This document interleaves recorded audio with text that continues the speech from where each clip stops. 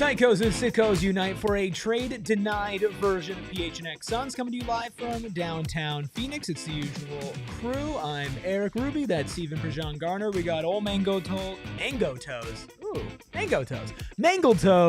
a.k.a. Freckled Mamba, a.k.a. Juice Man, a.k.a. Ayrton behind the Mac, making all of the magic happen. Shout out to my father. Shout out Patrick. Shout out Sandman. Shout out Kev. Shout out Lenny. Shout out Chris. Shout out everybody who's hanging out with us here on a Tuesday afternoon. Mr. Housekeeping. Ruby, that is growth. Come on, you man. see it. Come on, man. It's very, very, very, very, very slow, but we are getting there. We got Mango Toes and Cutesy Legs. What's next? And respected fathers. Yeah, there we go. This is the number one father-respecting podcast out there. So hit that like button, hit that subscribe button. If you do feel so inclined, become a member today. You can see what new emojis you get access to by clicking the emoji button in the chat. We have an alignment emoji. We will have a Shazam emoji. We'll have a Devin Booker emoji. We have a Phoenix emoji. We've got just about everything. So hit that like button. We need a top of the top emoji. Hit that subscribe button as well. We got a lot to get into today. So we have the Jonathan Kuminga news that came out recently that we'll dive into about the Suns being unfairly denied, trading Royce O'Neal for Jonathan Kuminga. And we'll talk about ESPN having the Suns last in their future rankings. That just came out recently as well. We'll talk about Devin Booker's new shoe news. And then we'll have a snake draft at the end. We are going to be drafting dudes. NBA dudes. And we will have to have a live debate as to who counts for a dude and who does not count for a dude. So it should be the most interesting snake draft that we ever do. So let's just catch everybody up with the Jonathan Kuminga stuff, because obviously this is something that's been dragging on all summer, Steven, and it's continuing to drag on. It is almost media day. It is almost training camp. About a month from now, games will be starting. So just a couple of bullet points as far as where everything stands for Jonathan Kuminga. The Warriors increased their offer to a 3-year, $75.2 million deal with a team option in that third year. Kuminga's camp wants a player option, is willing to take the $20 million per year range for it. The Warriors view a player option as a non-starter, and Kuminga's camp countered-offered with a 1-year souped-up version of the qualifying offer, which the Warriors declined. Before we get into the Suns-specific stuff, Steven, how do you feel about the Kuminga situation from an NBA perspective? Man, this is a classic stalemate. A player seeing their value as being significantly more than the team that has fostered their growth. And that leads to a disconnect towards the end of that first contract. This is tough. I imagine, like, I've seen a lot of my Warriors mutuals be in flux because they're understanding of Kuminga's side, but also desiring to have seen more from him, even though some of the things that he wants to do doesn't match the role that they have him playing in. But the catch-22 of it all is that Kuminga, the role that he wants to play for any team that's going to be playoff level upon his arrival, probably won't have him in that specific role. He might play that in certain lineup constructs, or he might play that when certain players are out of the lineup because of injury. But just going into a new situation, like if he's coming to the Suns, he might jump up one spot in the pecking order, but he's still not top 2. Yeah. And the role that he's in desire of sounds like the demands of a top 2. Certain types of shots, certain percentage of usage, certain type of featuring within the offense. I don't know if he gets what he wants, and he might have to settle for ultimately what the Warriors presented with. I think it's interesting when you compare it to the other restricted free agents, right? So like Cam Thomas out in Brooklyn getting his 1-year qualifying offer, his $6 million deal, right? That's your prove-it deal. That's your I'm going to hit free agency and I'm going to go because I'm not getting the type of long-term deal I want. Then you have the Josh Giddey camp. Of course, you're very familiar with this, being who you are a fan of. And Josh Giddey gets a 4-year, $100 million deal, which honestly is not that bad.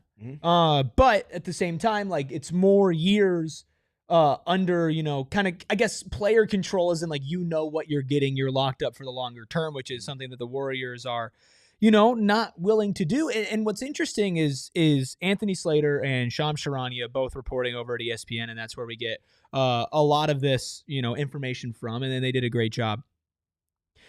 Also, in all of this, paint the picture of Joe Lacob being a really big Jonathan Kuminga fan, including not being willing to trade him for Alex Caruso a couple of seasons back, which I guess if you talk about, the pedigree that Jonathan Kuminga is coming with, and the fact that he did win a championship with the Golden State Warriors, granted in a much different role and a much different contract than what he's seeking, it's kind of understandable there, but it's gotten to the point where this stalemate between them has gone to, do you want to be here versus do you even want me here? Those are statements that the two sides exchange. Now, where did the Phoenix Suns come into play? Well, in this article by Anthony Slater and Shams Charania, he mentions that the Warriors have declined frameworks of two trades. So let's start with the Suns trade. The Suns trade being Royce O'Neal and a 2026 second-round pick via the Denver Nuggets. Now, it says second-round pick compensation here, Steven. That's the only second-round pick that the Suns have in exchange for Jonathan Kuminga. This, in a vacuum, is good value for Jonathan Kuminga, even if you're going to pay him a decent amount. But I get why the Warriors would say no, and I get why the Suns would not offer anymore. Yeah, that's the tough part. It's the Suns with the pockets inside out hanging like, hey, that's all I got. Like, what do you think? And the Warriors are obviously playing hardball because at the end of the day, they don't have to make a move with them. They can just hold them on, and actually it progresses to the next level of it. But they need to get on with their offseason because, like you said, training camp, media day, all of that stuff is right around the corner. And they still have one more addition that they're trying to make with Al Horford. I imagine we probably find something out relatively soon, within the next week or so, right? I have to, maybe. Right? I know I heard there was one NBA insider that said there were multiple relevant level free agents that could be in the main rotation to start the season that might not start the regular season on a training camp roster just because of implications with the salary cap and things like that. Kuminga was one of those pieces. Obviously Al Horford, Russell Westbrook, and then there was one other name, might have been Malcolm Brogdon, who we got news of earlier today, is with the Knicks now. So that's just a couple of names. This is one of those situations. They might try to string it out as long as they possibly can. I think that the Kuminga's camp is going to do that because they clearly want something, and they are not going to budge until they get it. And that has been the case with them this entire summer. There's a couple different camps with all of this. Number one is, what is Jonathan Kuminga worth? And that's the point that I was going to make. I was trying to go back in my history on Twitter to see who and attribute it appropriately, but somebody in the NBA landscape that's there's like a high-level person that's very connected said that they didn't believe the Josh Giddey situation would be one that impacted the ultimate decision with the Warriors in terms of contract offer to Jonathan Kuminga. And because of that, I'm very curious what it is that they ultimately settle on. I can't see him going elsewhere just because of that situation. So I'm just kind of waiting to see what happens with that at the moment. But that was interesting to hear because obviously at that same time, Cam Thomas was in flux with the Brooklyn Nets in a similar kind of stalemate. Now, they ultimately came to one, and it was significantly lower than what Cam was looking for. I can't imagine Kuminga's depths dropped that far, but I imagine it's somewhere in the middle between Giddey and Cam Thomas. I mean, Jonathan Kuminga is the type of guy who impacted the playoffs this past year when he got a role, but he didn't get a role until the injuries stacked up and piled up, right? Exactly. He's worth a good amount of money. He's not a max player, for sure. He's worth a decent amount of money. What would he be worth to the Phoenix Suns, considering he might not be a perfect player, but he does fill a void of a big forward that this team has desperately been trying to fill this offseason? Yeah, he's a wrench in a position that we have been speaking to that is not one of strength right now for the team, and that's the wing position, a true wing. Someone that is a 3 first, that can play the 4, or they could potentially play the 2 in certain lineup constructs if you want to upsize. So he kind of plugs in as a piece that would certainly fit for the moment that the team is in right now, a team that's in transition. He would kind of get them a little bit further along that process than they presently are at the moment. So we've heard earlier in the offseason, not interested in Grayson Allen. That was from Brett Siegel on this program. Yep. We see now, obviously, not interested in Royce O'Neal. The Suns do not have any first-round compensation. They have a second-round pick to deal with. Is there anything else that the Suns could technically offer that you would be willing to offer in order to bring Jonathan Kuminga? And let's just say he ends up somewhere in the $18 to $22 million per year range. I mean, it would have to start with Nick Richards. And I feel like they're just checking off the box of which we learned yesterday everything starts with Nick Richards. Correct. You just going down the pecking order of, I think, the prioritization of the tradable pieces, that the assets that the Suns have. They don't have a first-round pick that they can trade. You see the second-round pick, the only one that they have that's tradable right now. You go down from Grayson to Royce. The last piece would be Nick Richards, and I imagine they probably try to loop in one of those 2 players with Nick to see if that appeases them. But, I mean, I don't think that's a lot. I don't think that they have anything that the Warriors. Keeps the conversation going. Yeah, I don't think anything the Warriors would be interested in because the Warriors also denied a trade from the Sacramento Kings, according to the same reports. Jonathan Kuminga in exchange for Malik Monk and a future first-round pick. Now, of course, all is safe to assume that this was a heavily protected first-round pick. You would assume, but this is a much better deal than what the Suns would have offered, and the Warriors still said no. I imagine if Kuminga ends up elsewhere, it's going to take a 3-team deal to make that happen, just because the teams that desire him most just don't have the goods to entertain the Warriors enough to push said deals across the finish line. And I feel like that's kind of the box that they're stuck in at this point. Do you get concerned about players who are doing what Jonathan Kuminga is not doing? At all. Nope. I'm Mr. Bet on Yourself. So is Dennis Schroeder, for better or for worse. For those of you that know, I've literally done so myself. So I really genuinely appreciate those that are willing to go to those extremes to risk and trust themselves in doing what they need to do to make the most out of whatever situation it is that they're in. Acknowledging the grass is not greener adage. It's greener where you water it. And kind of looking at it from that perspective, I'm not mad at it.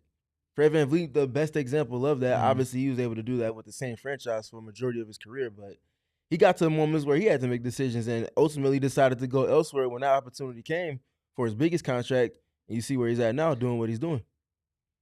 But do you think it's the right choice? If you're Jonathan Kuminga, right, and this is kind of like, we're not going to dive too deep into this because we've talked about this so much. It's been dragging on so much. We got other stuff we're going to get into. But if you're Jonathan Kuminga, and it is stated that he believes that he has a multiple-time All-Star potential, right? That's what he believes. But from your perspective, is it worth it for him to take a qualifying offer? Let's say the Warriors are not going to give him a souped-up one-year qualifying offer. It would be a one-year, $8 million deal attached to an inherent no-trade clause. Is that the right move rather than taking what was one of the newer contracts that the Warriors offered, which was a 3-year, $75.2 million with a team option in the 3rd year? Is that the right move for him? I can't speak directly for him, but I imagine he just wants it seems like mentally he's not aligned with where they are at this moment. And because of that, I feel like that's where the disconnect is kind of stemming from. And it feels like it's been lasting for probably a season and a half at this point. So for him to want to go elsewhere, I think a lot of times for outsiders looking in, we undervalue the comfortability dynamic of a young player especially, but generally any player in a team context. So we talked about him being 3rd in the pecking order if he's with the Suns. If he's more comfortable, he's going to buy into what it is that Jordan Knott and company are preaching, what the principles established are, and what the expectations and demands are. That's going to make for a completely different dynamic, even if the situation is similar in terms of his ordering in the pecking order. And it might not just come down to money. This is from ESPN McMahon, obviously Tim McMahon, earlier today. Quote about Jonathan Kuminga. He's miserable. He doesn't want to be in Golden State. He knows they don't want him. He doesn't want to maximize his earnings. He wants to get in a situation where he feels like he can thrive. Whether you agree or disagree about his ability, his talent, he wants to find out. He's effed around long enough. Now he wants to find out. We've seen it in multiple situations in recent history where players are in a situation that is clearly not the best for them. They get to a new situation that people are like, oh, my God, why would you want to go there? Ends up there, and they end up doing well for themselves. Yeah. Like, it happens multiple times. I mean, I think that it's possible for him to hit these ceilings that he said. Like, he is a very boomer bust player. For sure. Right? You could see him being an empty stats, empty calorie guy, but with his build, with his athleticism, with his skill set, with his pedigree, and quite frankly, he has stepped up in some big moments. He did play a role on a championship team in last year's playoffs when his number was called, which wasn't often, but when it was called, and later on when it was called more, he did step up to the occasion, even if it wasn't leading to wins. You kind of have to do that if you're this guy. At the end of the day, I think he takes a 1-year qualifying offer, and then that's it. And he goes and hits unrestricted free agency along with Cam Thomas next year, and then they team up to form a super team. Listen, if those two are on the team, you got some things to work through. Jonathan Kuminga, Cam Thomas back to Brooklyn to play with Michael Porter Jr. The Eastern Conference is sleeping soundly.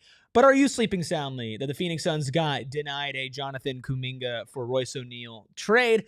Let us know down in the comments below. Once again, hit that like button and hit that subscribe button. Thanks to all of you for sticking around with us and sticking around after our first break. Hats. I'm a big hat guy. You know this. You watch. Even if you listen on audio, you could probably just tell by the way that I speak that I am a hat guy. And I'm a Brandon Bills guy, too. I actually had to get more storage in my closet, like specific storage for my hats, because I have acquired so many branded Bills hats. I mean, yes, they have partnerships with the Phoenix Suns, but the most branded Bills hats that I have are ASU, and they have so many different types of hats, snapbacks, truckers, fitted, beanies. They even have t-shirts, and they have you covered with performance and style. I'm not just a style guy. I'm not just about the flash. I'm about the substance as well. And Brandon Bills, well, they have the substance, and they can have your substance. That's bad. I shouldn't have said that. They can have your brand with the flash and with the substance, and they, of course, can give it to you for a discount because you listen to this podcast. At brandonbills.com, use code BBPHNX for 15% off your first order. I'm a hat guy, and I'm a rep my team guy through and through, on and off camera. I am just the same. I'm almost always wearing Arizona sports merch. That's just who I am. And I get it from Rally House. I just gotta be honest with you. Rally House is amazing because of all the options that they have. In-person locations, Tempe, Mesa, Glendale. My personal favorite is the one in the Tempe Marketplace. I remember walking in there a couple of years ago when they opened up, and I was jaw-droppingly shocked with how many options that they had out there. But you can go on the website and get hundreds and hundreds of pages as well of drinkware, signage, coolers, socks, t-shirts, hats, shorts, literally everything for all of your favorite Arizona sports teams. And unlike some of these other places, it is just Arizona sports teams. Find your local Rally House location, shop their entire product assortment online at www.rallyhouse.com. All right. Shout out to everybody in the chat except for one. Appreciate all of you being here and hanging out with us. We talked about Jonathan Kuminga and them saying no to the Phoenix Suns. How about ESPN saying ha ha ha to the Phoenix Suns? Because in there, was it ha ha ha, or was it the throwing up emoji? I mean, like a little bit of both. You know, I don't know if you're a Simpsons guy, but do you know the ha ha? Yeah, that's what it felt like. That was pretty good. Is that not good? I don't know. I don't like how good that Somebody clip it. So, the Suns, we're ranked, guess what?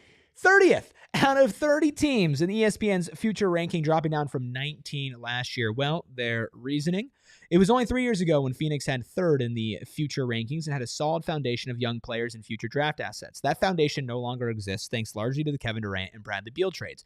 Both players are no longer on the roster, and though Phoenix isn't in financial purgatory and still has all-star Devin Booker, its path back to relevancy is unclear. The Suns have no tradable firsts in the next 7 years and have $23 million in dead money on their books in the next 5 years. One positive is that Phoenix has shifted away from building around multiple high-priced veterans to trade for former first-round picks Jalen Green, Mark Williams, and selecting Kaman Malawach in June's draft. The categories that they have him ranked in for the future of players, they have him in 26th for money, 22nd for draft, they have 30th for market, they have 6th, and for management, they have 28th. So the second highest ranking they have is 22nd. Steven, do you feel like the Suns have the worst future in the NBA? I don't. I see how people can get there, for sure. I don't think they have the worst. I think at this present moment they might be bottom third, but naturally some of that hinges on how swiftly their first round picks from, or their general picks from this year kind of get along with the process of internal development. And naturally Kaman Malawach is at the highest ranking of that. If he hits to the point that you're hoping and thinking that he will this season, their futures jump from the bottom third to closer to the middle third, if not right there on that borderline. And then naturally it hinges upon his growth continuing forward after his rookie season, as well as what type of pick compensation they can start to compile. I don't get how you can look at like long-term future for this team 365 days ago to now and say they're in a worse spot. Like, am I crazy? As far as future? Like, obviously last year you're walking into the season with Kevin Durant, right? The essence or the idea of Bradley Beal, right? Win now coach in Mike Budenholzer. Why would you now, having completely shifted to young players, obviously, you got draft picks back for KD, and you turn them into draft assets now, players that had multiple first-round grades on them, and they're worse? I don't necessarily understand that. Is it the Bradley Beal dead money over the next couple of years? Because they're 22nd in money. Don't you think that would be actually more screwed if they were over the second apron before? Right? Like, players, they're 26. Is that just, hey, like, they are not proven yet, but we're talking about the future, so how do you weigh that? Market, obviously, 6th. Draft, 30th. They don't have tradable first-round picks. Steven, that doesn't mean they don't have first-round picks. And I think that's where I would like to have conversations with someone like Bobby Marks to see how they got to where they were and ultimately ranking them the ways in which they did. Just to get the clarity and understand from an outsider's perspective how they're gauging the Suns, because we kind of get caught in a little bit of a echo chamber, as Espo would say, because we hear a lot of the same conversations being had just because we're in market. But yeah, I just don't know if I would put them 30th. 30th is really bad. Yeah, 30th. If you close your eyes and someone told you that a team was 30th and you were able to describe that team's futures, you wouldn't think they would have a player that is at worst top 15, if not, when they're at their best, potentially top 12, top 11, top 10. You wouldn't expect for them to have a blue chip like Malawach in their back pocket that they're internally investing in. You wouldn't expect for them to have other pieces for their future like Rasheer Fleming and Kobe Brea that they're hoping on. And Ryan Dunn and also Jalen Green, who's not even 23. Jalen Green, you wouldn't expect for them to have all of these things established. If you close your eyes and you described what a 30th team in futures would look like.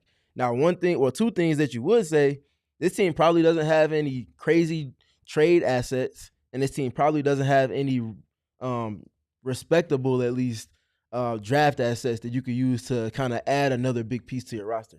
Those two things would be true, but that's only like 2 out of 5 of the things that I would be expecting from a team that will be 30th in any type of ranking for futures, even if it is only a 3-year window. Let's paint the picture, okay? 29th. I was getting ready to go there too. The New Orleans Pelicans. Yep. Okay.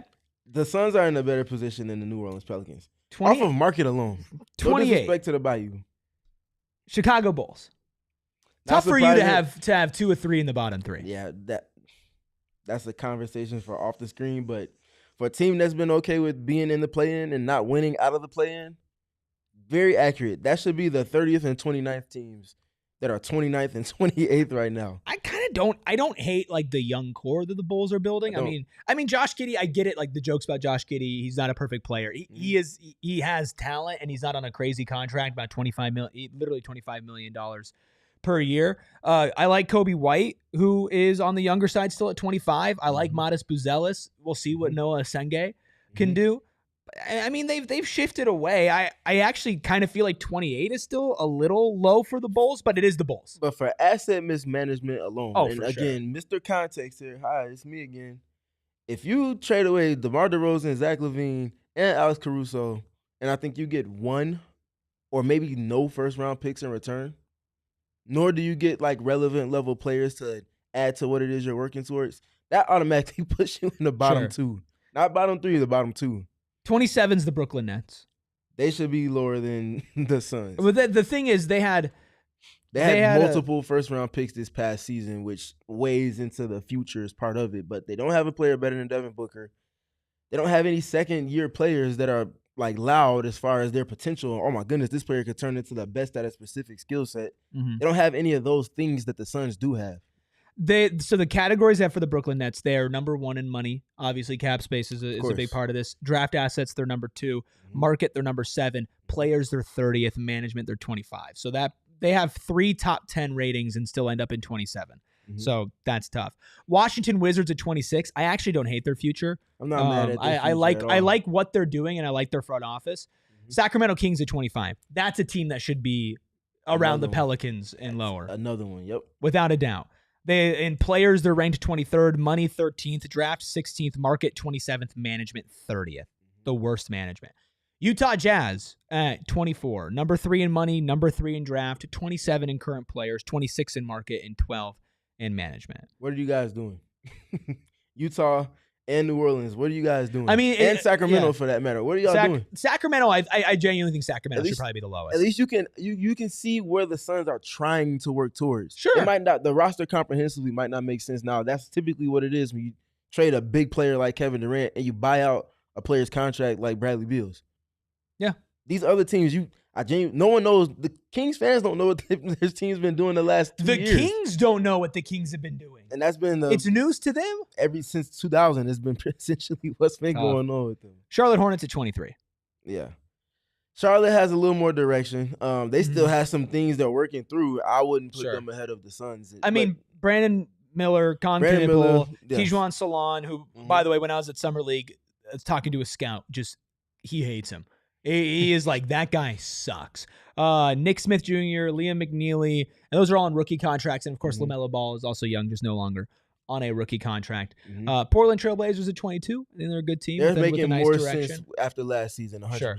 Milwaukee Bucks at 21. So, and I was about to say, no pun intended, but the buck maybe stops after the Charlotte Hornets in terms of teams that I would put.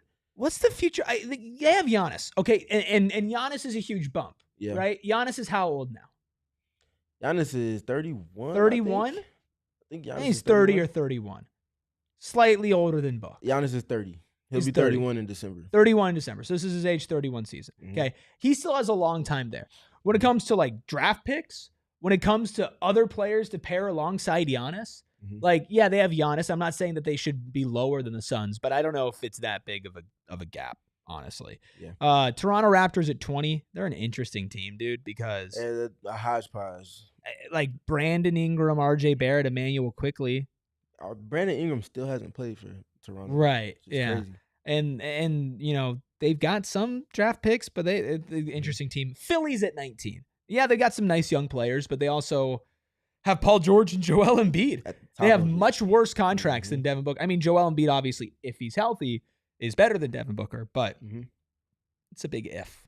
I think Philly's a little too high. 18's Detroit, 17 is Memphis. I think Memphis is like, okay, that's pretty high for the Grizzlies. I like what they did in the draft, though. I did too, but like 17?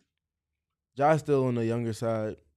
Tripp is still on the younger side with a DPOY under his But what belt. if John's just not good anymore? I mean, he still can go get a paint touch even if he isn't. Yeah, but he's all-star going to shoot a level three anymore. instead. He might. That's real. Mavs 16, Pacers 15, Heat 14. The future of the Heat is like, yeah. I don't get why the Heat would be that high. They don't have any true superstar. I would again love to hear Bobby Marks explain the model that they came up with to base these off of. Celtics 13, Hawks 12, Minnesota 11, San Antonio 10, Denver 9, LA 8. I got Luka. Orlando 7, Golden State 6. Oh, okay. All right. This is where I was waiting to get to right here. Okay. This is what I was waiting to get to. What? I give him that one shot. No. Okay, no. I like. Okay, but just like realistically, okay. Yeah. They don't have a crazy amount of draft capital. All right. They have a good market, and they I guess people assume have a good front office. They've had a good front office, right? We'll see what this iteration really does the next couple of years. Steph Curry, Jimmy Butler, and Draymond Green. All on the other side of 30. All on the other side of 35. And the one of the young pieces is going to be gone after this year in Jonathan Kuminga. Now, outside of him, you got Quentin Post. God, they got Quentin Post. Put him in the top 10. What? Quentin Post and Brandon Podziemski. Who's the dude with the long last name? Brandon Podziemski. No. It's like a double. It's a big man. Oh, yeah. Yeah, Trace Jackson Davis. Yep, TJD. Yeah. Yep. Sounds like a disease. But he wasn't even playing in the playoffs when they got to the inflection point. So it's Quentin Post time, baby. Seriously. Yeah, okay. They're a top 5 market and say top 5 in management. Okay. What? 6th? You're telling me in 5 years from now, the Golden State Warriors will be in a better position than the Phoenix Suns? Am I being biased? Am I being crazy? 5 years from now, Curry, Butler, and Draymond will all be 40. I could see maybe one of those guys still playing. So for the next handful of seasons, they own 1 first-round pick in 26, 1 in 27, 1 in 28, 1 in 29. They own one that's between 1 and 20, and then they own one that's going to Washington in 2030. Then they own 1 in 2031 and own 1 in 2032. Second-round picks, they have none. They have one that's getting traded to the Wizards in 2030. Yeah. I mean, they have more draft capital than the Suns for sure. The first round picks for alone, sure. Yeah. They have first round picks, and I think that sinks the Suns a lot in this is your draft 100%. assets, right? And especially draft assets that you owned. When you look at though, like they don't have like an excess of picks, right? Like you keep going up. The Clippers are 5, which I think is fascinating considering how old their entire roster is. Like 6 and 5 are 2 of the oldest rosters in the league. Cleveland 4, I get that. New York 3, I can understand that. Houston 2, I definitely understand that with the amount of draft picks they have, and then OKC 1. Like that makes sense. Like it gets to a point where I don't fully agree with what the Suns are ranked, but there are some other teams that I look at and I'm just like, how are you putting Golden State at 6? Yeah, so again, to the frame of mind that I've been operating off of and thinking things through with this, I would have the Suns on the fringe of bottom third, middle third.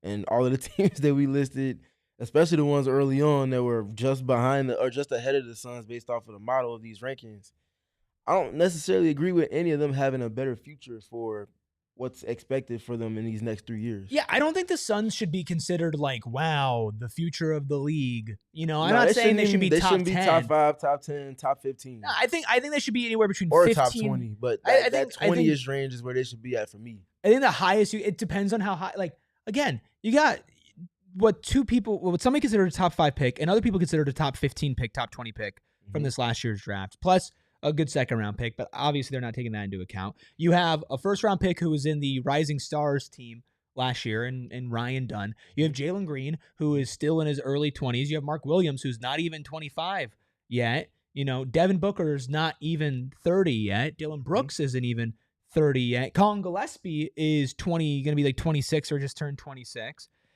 You don't have an old roster. You just don't. And you do have picks. You just don't have tradable picks. Again, it is what it is. The Suns are going to get disrespected. A, the national media hates Phoenix. B, people are going to look at this team and say, well, you have to earn it, right? We have to see some flashes from these young guys. So what do you think? Where should they be, Freckled Mamba?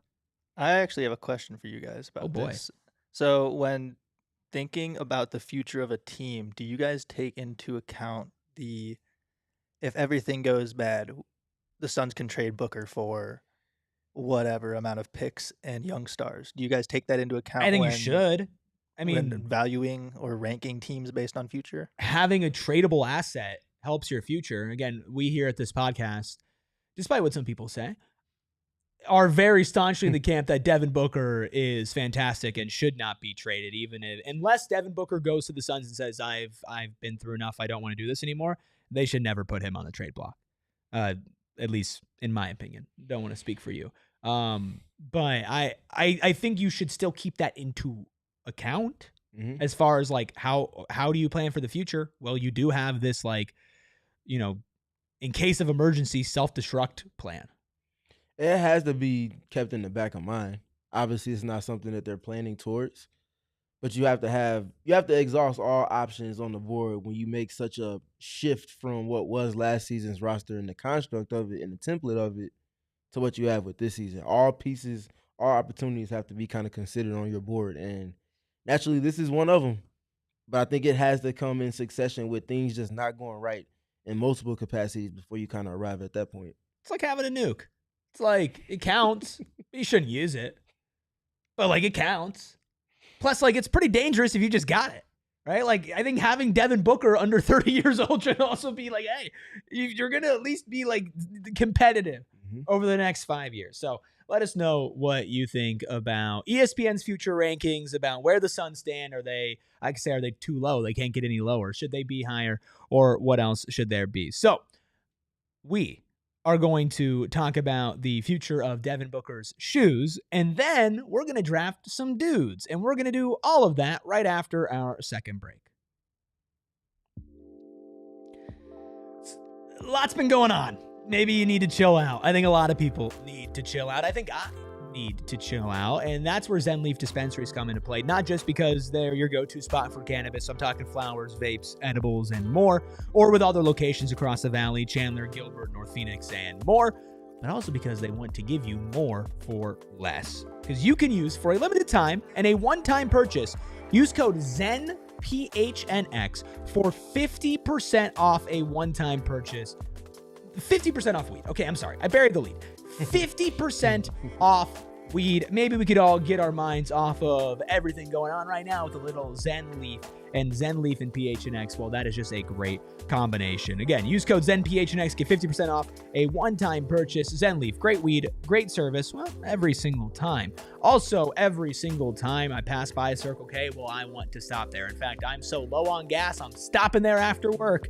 And I'm probably going to pick up a nice little electrolyte drink because I just keep on getting deals because I'm a member of the Inner Circle and you are a member of the Inner Circle as well. Well, at least you should be because it's free and it's fast and it's easy to sign up. All you have to do is download the Circle K app, put in your phone number, put in your email, and that's it. You're automatically saving money on gas, whether it's 25 cents off per gallon on your first 5 fill-ups or 3 to 5 cents off per gallon after that, depending on how long you've been an Inner Circle member. Whether it's their Inner Circle fuel days, where you get up to 40 cents off per gallon just for being a member of the Inner Circle, plus deals on food, drinks, and everything in between. Join the Inner Circle for free by downloading the Circle K app today. Terms and conditions apply. At participating locations, visit CircleK.com for details.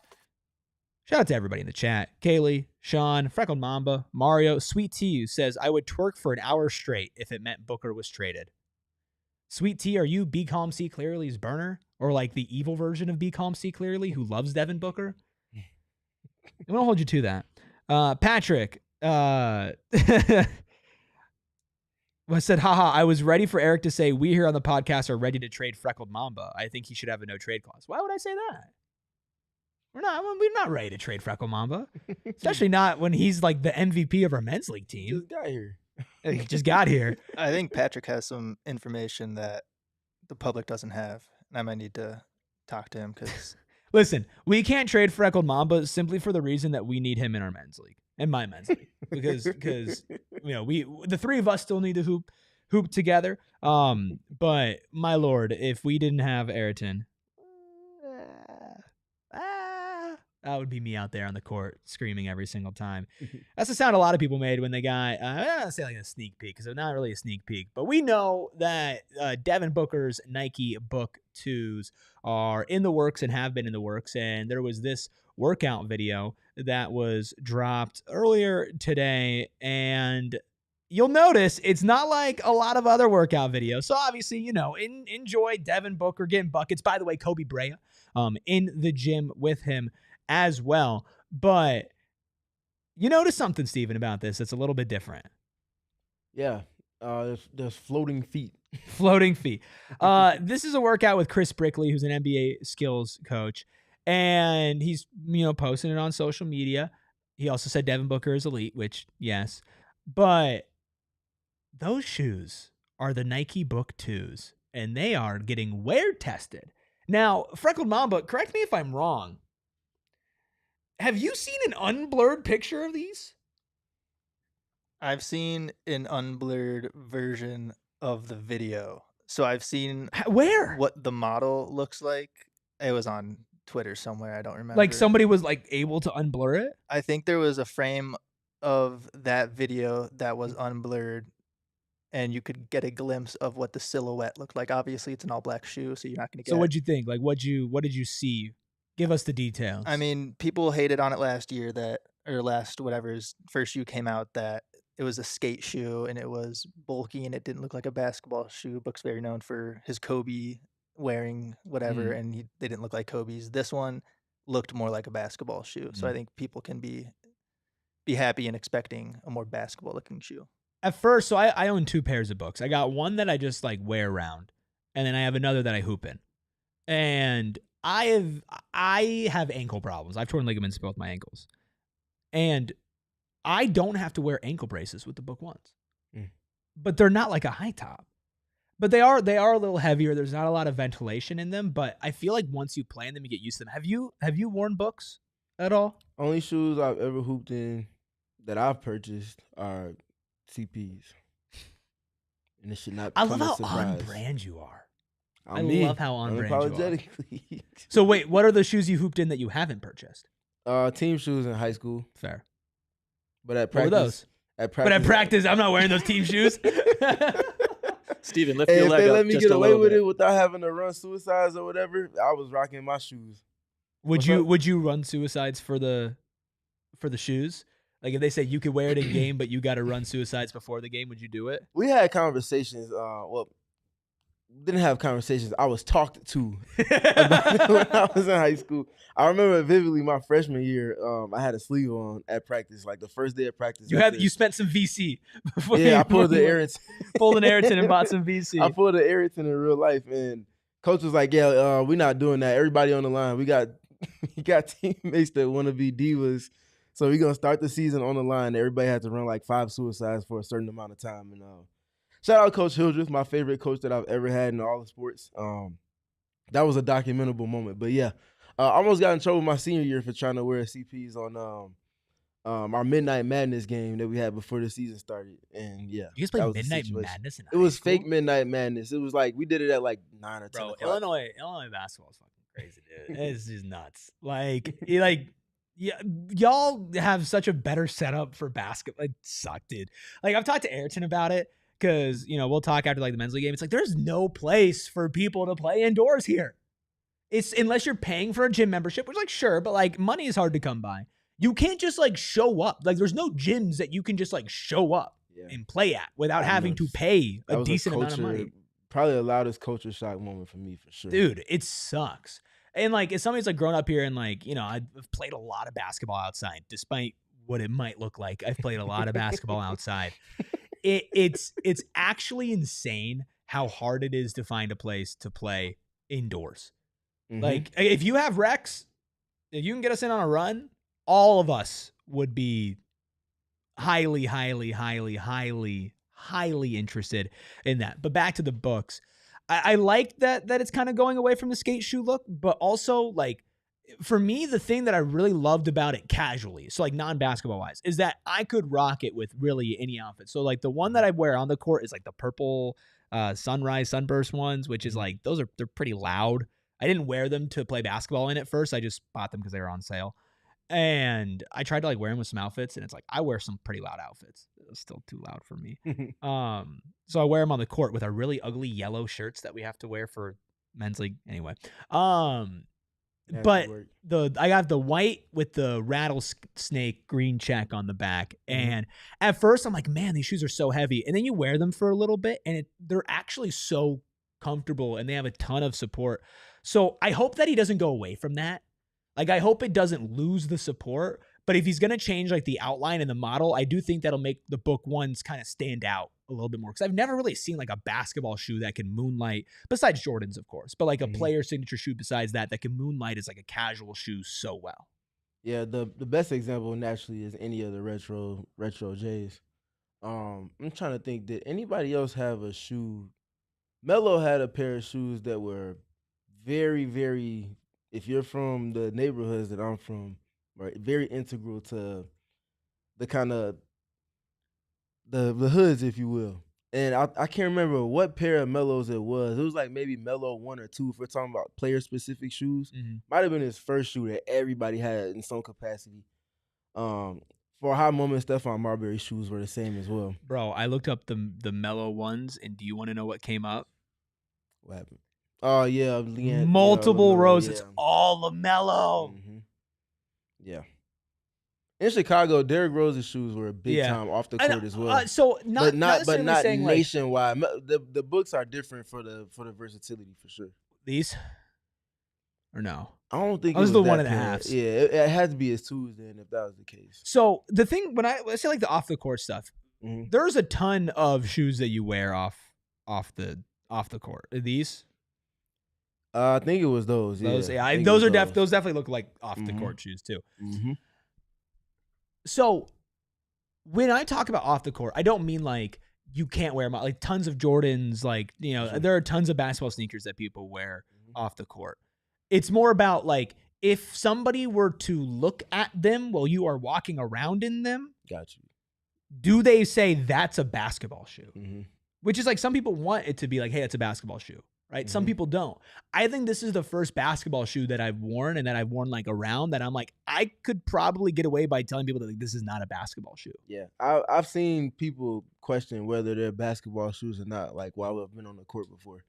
At first glance, they don't necessarily scream hoop shoe, but after you acknowledge the other parts of it, especially how thick the sole is, then you kind of come to that conclusion quick. The shoes were also top 10 worn in the NBA and number 1 most worn in the WNBA, right? Yeah. They're good. Like they're like legitimately having played basketball. Like I'm not like a light guy and I play pretty hard. And so like I'm running around a lot and I'm doing a lot. And I was not wearing them for basketball at first. And then I started wearing them for basketball and I don't have to wear my ankle braces with them. And that's like a big thing for me. I've been hooping in ankle braces since I was like 19 years old.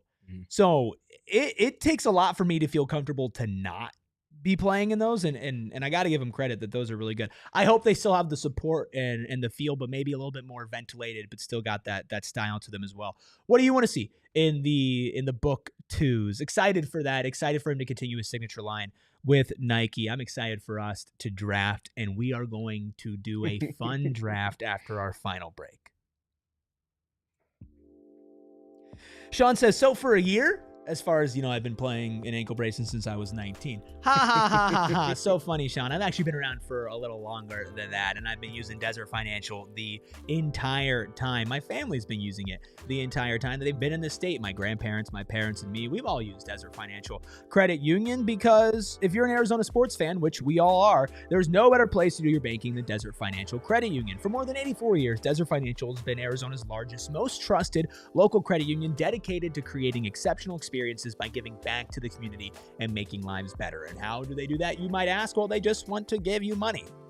Yep, they just want to give you money. When you open up a free checking account online, get $200 in bonuses. Get started by visiting desertfinancial.com/200, and you too can bleed DFCU blue like I do. Wow, absolute bars there. Not bars of gold, but just bars of words. Shout out Gila River Resorts and Casinos, who has set the bar higher than anybody when it comes to entertainment. They exceed every expectation here in the Valley, whether it's, you know, our personal favorite, because we do all of our events there, Wild Horse Pass, Balone Butte, Vicuiva, Santan Mountain, it is the best experience that the Valley has to offer, whether it's one of any of their AAA 4-diamond resorts. You can let relaxation take charge, or you could take charge of their state-of-the-art gaming floor, or you can go to the sports bar, or you can go to the sports book, or you can go catch a live show, a live podcast, like I got to see Shaquille O'Neal in the Straight Game podcast at Gila Wild Horse Pass. There's really a lot of rules, but there's only one that's the most important, and that's you do you. At Gila River Resorts and Casinos, you can go home a winner. You can go home feeling good. Nice dining, upscale to approachable, poolside, nice hotel rooms, fantastic service, fantastic people, fantastic times. Once again, you do you at Gila River Resorts and Casinos. Visit playatgila.com for more details. Loving the conversations that we have going on in the chat right now. Before we get into our draft, I have a question. We mentioned playing basketball outdoors. We got some hoopers in this room, at least 2. I'll let you guys figure out who it is. It's not me. Would you rather, like, let's say you're building your outdoor basketball playing experience, double rims or no nets? I am so anti double rims. Just shoot better. Insane. I hate the double rims. Just shoot better. I would pick double rim with a net over single rim with no net. This is a great example of the Illinois, Arizona no basketball conversations. Is that you're used to shooting on double rims. You can't find a park. Actual basketball hoops. Yeah. You can't find a park in Arizona that doesn't have double rims. And if you can, like, it's so weird, Ayrton, the first time we played basketball, the hoop was like 11 feet tall. What are we doing? That's another another outdoor basketball thing, is that hoops will just be 2 feet more or less than what they're supposed to be. Yeah, I can't do no net. What about you? It's the double rim part. That is the just shoot back. One of the worst contraptions ever created in the history of mankind. Why would you add another rim on another rim? I've seen a thick net before. It slows the ball down as it goes through, and I've played in gyms that have thick nets to slow the game down. Whatever. A double rim is just, why? Like, I want to know who came up with this. Wait, okay. We've never asked this. Why? Why are there double rims? That's what I'm trying to figure out. It's got to be a durability thing so they don't have to replace them as often. Why are double rims? It's the only thing I can think about. Increased durability on outdoor courts. They prevent the hoop from bending or breaking under heavy use from players dunking. Who's dunking and hanging on the rim like all the time? I know Ayrton is, but like that's not happening normally. Can we get some normal rims? Okay. Before I rant too long, what we're going to wrap up with here on PHNX Suns is something that we like doing, and that's just naming dudes. We are going to be drafting dudes. Now, what's a dude, you might ask? And I think that's a great question. It's up for interpretation. For example, Chris Bosh is not a dude. Right? Chris Bosh has dude qualities, but he's overqualified to be a dude. LeBron James is not a dude. Steph Curry has dude's qualities. Is not a dude. Significantly overqualified to be a dude. That being said, you can't be a GOAT and be a dude. That being said, you also can't have been an all-star and be a dude. No. I think you could be like a one-time all-star. Nah, no all-stars. Like, so Chris Kamen's not a dude. Like, you see what I mean? Like, you see what I mean, right? Mm-hmm. Like, I think, you know what? Being a dude, I don't think has any specific, like, parameters. It's all about how you feel when you hear the name. Mm-hmm. So that's what we're going to do. If anybody has any disagreements with anything, we will talk about it. Are we ready to draft dudes? Steven, you're first. Oh, okay. Let's have some fun with this. That's the goal. Let's go. I'm going Tyson Chandler. That's a dude. With my interesting. What's the? I'm going fresh off the top of the dome here too. I'm not. Oh yeah, no prep. No prep for this. Okay, so it's Steven, it's Ayrton who doesn't have a cartoon head, and then it's me, and we're snaking it back around. So I'm going Tyson Chandler as a dude for all of the intangibles that he wore. Then one of the best defensive anchors for almost 7 or 8 years straight. And also being a dude that just brought that energy. That's the type of dude that I would love to have on my team. When you're building like an all-time Suns team, obviously Tyson Chandler at center like isn't going to come up. But anytime it's like you have like the $15 to build your team. Yeah. Like a lot of times I'm picking Tyson Chandler because he's the $1 option. And like he was pretty good when he was here. Ayrton, from Tyson Chandler to who is your number one dude? I am taking Big Sauce, Alan Williams. That's a dude. And by the way, we don't have to draft Suns dudes. Just so that we're all aware. We don't have to draft Tyson Suns Chandler dude. with his New Orleans Hornets days in mind to that point. Sounds good. And by the way, there is a difference between a dude and a dog. Just so that we're all aware. I can't believe what I've lucked into here. The ultimate dude. The four-fingered assassin. I mean, you're already typing it in before I say the name, Ayrton. Give me Gerald Green as an all-time dude. And then after that, give me Danny Granger. That's just off the dome. Danny Granger was a dude. Is Danny Granger overqualified to be a dude? No. He was the number one option for a team for multiple years. Tyson Chandler in New Orleans was incredible, bro. He wasn't an all-star, though. No, how many all-stars has Danny Granger made? I think he made 2, if I remember correctly. But like when you hear his name, you're like, that's a dude. When I hear his name was the one that was most synonymous with me when I was younger because I didn't watch the Pacers when Reggie Miller was there. His name was synonymous with it before Paul George. When I hear Danny Granger, I think about good hoops. He's a one-time all-star. One time? Okay.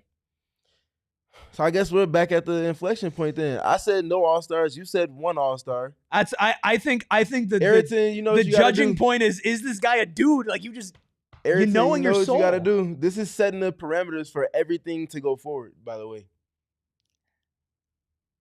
In my gut, in my heart, in my brain and everything, I think Danny Granger is too good to be considered. Oh. God. Okay. Fine. You want to bring me down? You want to bring me down? Fine. Give me Ben Gordon. That's a good pick. Give me Ben Gordon. Shout out Ben. These are just all off the dome. Ben might have didn't Ben make an all-star? I'm gonna kill you. No, he played for the sophomores in the rookie challenge. Okay. Ben Gordon is a fun pick for sure. He was the first rookie to win 6th Man of the Year, but he's a dude. And Ayrton already typing in his next pick. Who is it gonna be? Yeah, we'll make this short and sweet. I'm going with Ronnie Price. There you go. That's a good pick. That's a dude. Oh, I got a dude. Dang, I should have gotten this dude. Okay, Steven, you got 2 picks. I don't know why I didn't do this number 1. Chris Paul. But because I'm doing this off the top of the dome, give me Jamal Crawford. It's fair. Jamal is one of those guys that is still borderline, I think, maybe too good to be a dude. He's borderline, but he fits the criteria. He's so dude. He is so one of the most dudes. He's definitely the dudiest. Like that guy is a dude. Like the thing is, I think on like pure like talent level alone, it's like okay, he's probably too good to be a dude. Such a long career, such high highs, multiple 6 Man of the Year. But like he's such a dude for sure. Yeah. By the way, for all the dudes and dudettes that are watching, on TV, the party always continues over at gophnx.com, which means it's time for overtime. Hit the like button, hit the subscribe button, be a member today, unlock some custom emojis to support us if you so choose to do so. Speaking of choosing, you still have another choice to make, Steven. I do. And I'm at a crossroads here. I'm going to go with, I want to say Kenyon Martin, but I feel like he might be overqualified. No, yeah, see, I don't hear the name Kenyon Martin. Like I think Ayrton's the only guy who's maybe skewing more towards like what the true essence of a dude is. Kmart made an all-star team in 03. I think like I hear him, and that's not a dude to me. That's a dude to me. You need to start. I think you need to start scaling down a little bit. That's just a dude to me. Just a little bit. Fine. I think you're overruled on the dude. Nate Robinson. Nate Robinson's a dude. See, that's a dude. That's a good pick. There you go. Well, thank you. That's a good pick. Shout out Nate Rod. Nate Rob. Okay, Ayrton. If we're playing pickup, you're losing. But if we're naming dudes, you're doing well. Who's your third? I'm between two names here, but I think I can get both of them. I'm gonna go with Sebastian Telfair. That's a dude. fun pick. It's a good. That's a fun dude. guard. That is a absolute dude. All right. Oh man, I got a lot of options here. Almost every player that's ever played, some might say. Give me. You know, it's like there are guys that like come to mind, and I'm like, ooh, forgot about them. Mm. You know what? Give me John Lure. Mm. John Lure is a dude. That season that he had in Phoenix, bro was a dude, a big time dude. And I got another pick here. Do I go outside of Suns land? Ooh, give me Jamario Moon. Okay. Yeah, Jamar. That was the guy that I brought up, and it was like, you know a dude when you say a guy's name. Give me Jamario Moon. I mean, all-time name? Like if we're doing a name draft, like Jamario Moon's on the table. Definitely is. Am I wrong? Sure. He definitely is. Like for sure. all-time name. Maybe the most underrated name in NBA history. Okay. So, just to break things down. Steven, you're the number one pick. You had Tyson Chandler, Jamal Crawford, Nate Robinson. Ayrton is Allen Williams, Ronnie Price, Sebastian Telfair, and now he's on the clock. I have Gerald Green, Ben Gordon, John Lure, and Jamario Moon. So, Ayrton, who joins Big Sauce, Little Sauce, and Medium Sauce? I am going to go with Ife Lundberg. Yeah, buddy. Yeah, buddy. That is a dude. That is a dude. By the way, there's some Gennaro Pargo talk in the chat. I love JP. Bro, I he's love like, JP. Ayrton and Erik are too young to remember. Brother, I know about 60s basketball. Like, I know who Gennaro Pargo is, okay? JP is awesome, man. He's a coach now, right? He's a coach now. Yeah. I forgot who he's coaching. Oh, I don't know who he is because I'm 5 years old. JP's amazing. That's one of CP's mentors coming into the league, too, actually, with New Orleans. Yeah, shout out JP. Also a great name, Gennaro Pargo. Ife Lundberg, also a great name. Will you pick a great name to join your all-star dude team? I definitely will. It's a smile-inducing name, and if you know, you know. Quincy Acey. Yes! Dude, the Quincy Acey TikTok highlight reels are so fire. They're so great. Maybe the best like highlight to actual quality of player ratio of all time. Am I wrong? Yeah. Quincy was fun, man. Dog. Quincy was a ton of fun. He's a dog. I remember watching him in college with those Baylor teams, and I was like, yeah, that's one of those guys for sure. That's definitely one of those guys. All right. Your last pick. Who joins Quincy Acey? I'm torn on a couple of names, and I'm still trying to think of others actively as well. For the sake of time, I'll just go ahead and throw mine out there. Kirk Heinrich. It's a good poll. Blue collar, hard nose, will get in anybody's face, including LeBron James, including Rajon Rondo. That's a dude. We got a Randy Foy chatting. Kirk. Shout out Randy Foy. Randy Foy was fun. Bucket. Mikael Pietrus was fun too, for sure. Bucket. Everybody, I mean, listen, there's so many dudes. Start naming dudes in the chat. We only got 2 more picks left. Including the Juice Mans. Juice Man, who joins Allen Williams, Ronnie Price, Sebastian Telfair, and Gabriel Ife Lundberg. This is a big pick for me. Huge. A lot of valuable names still on my table. Right. And it hurts me to leave any of them off the table. But I'm going to go with a sentimental pick for my last one, and that is going to be Raja Bell. He's a dude. Raja is a dude, but we have questioned Raja at multiple points. What do you mean? He teeters that line of too good? No, not too good, but pushing the physicality. No, that's points. our guy. I'm gonna need you to sit this one out. That's our guy. No, I'm speaking. That's our guy. What you mean? No, Kenneth Faried's a great call. He is definitely a dude from Mario Not Bros too. Absolutely, he might be overqualified to a certain extent. If I couldn't get Kmart, then you couldn't get K Fareed. Yeah. Patrick says it would be good for you guys. Said it would be good actually for you guys to discuss older era players. I'd want to learn because I definitely wasn't watching NBA then and haven't been able to watch older games much. Teach us. Funny you say that. So we're working on an episode. Was a good pick. He made an All-Star team at one point though, but he was a good pick for sure. Funny you say that, Patrick. We are actually planning on doing an episode on what this year's Suns team can learn from the best and most underrated Suns teams of all time. That will be coming your way early next week. So we'll do that. Michael Finley is a good one. I mean, everybody can keep it going in. I thought about picking an OG. Generational Hater says, bro, Patrick, these guys are like 25. I love basketball, man. I've watched a lot of basketball in my life. I'm 30, first of all. Yeah. I'm 26. Get it right. Ayrton's 12. I'm not 25 yet. Yeah. Ayrton, what everybody thinks I am, Ayrton is. Chris Anderson, a.k.a. Birdman is definitely was thinking about Big Baby Davis, was thinking about him. Brandon Bass was thinking about a little Brandon Bass action. Sure. Bass was for sure. I haven't selected yet. I got a lot of people on the table, honestly. I mean, what a prestigious list to be a part of.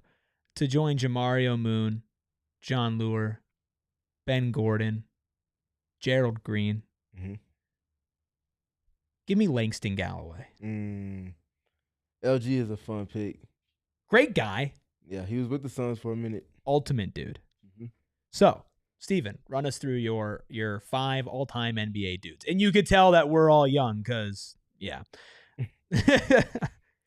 I think if we prepped, I would have some 90s guys. For sure, but this is just so off the dome. Off the dome. Like, I kept it honest to that for sure. So I got Tyson Chandler, Jamal Crawford, Nate Robinson, Quincy Acey, and Kirk Heinrich. You got more duty as it went on. Duty. I did. You got more like a dude as like you went in like reverse order almost. Mm-hmm. Juice Man, break down your draft.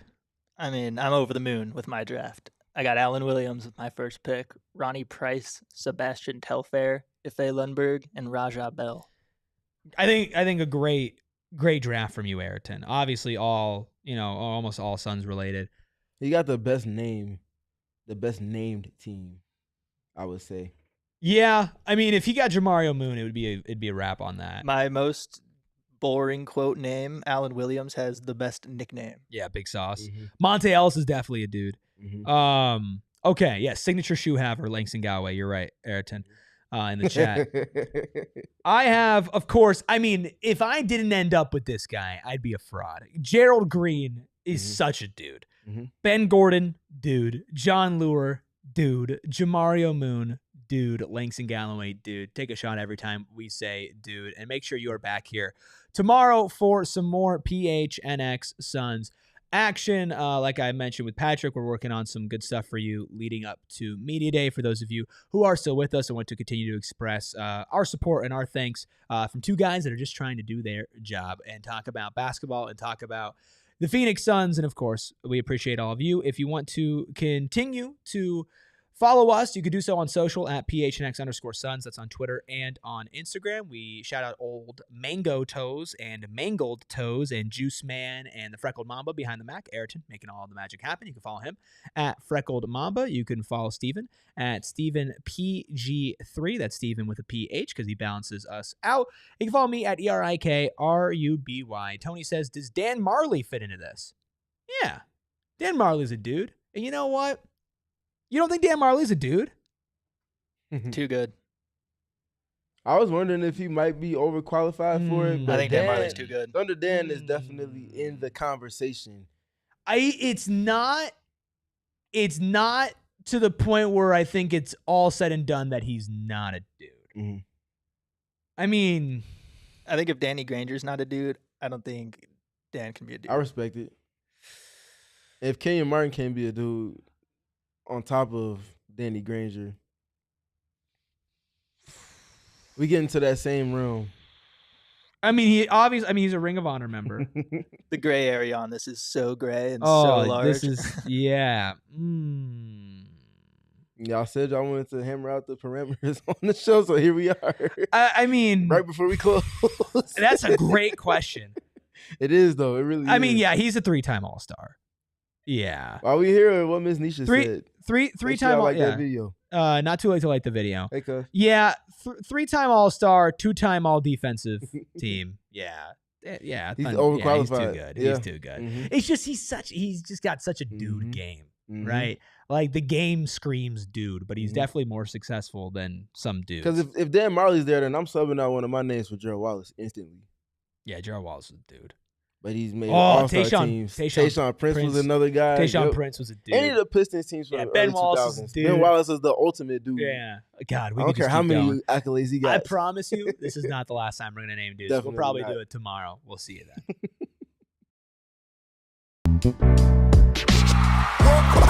We all silly like the mayor.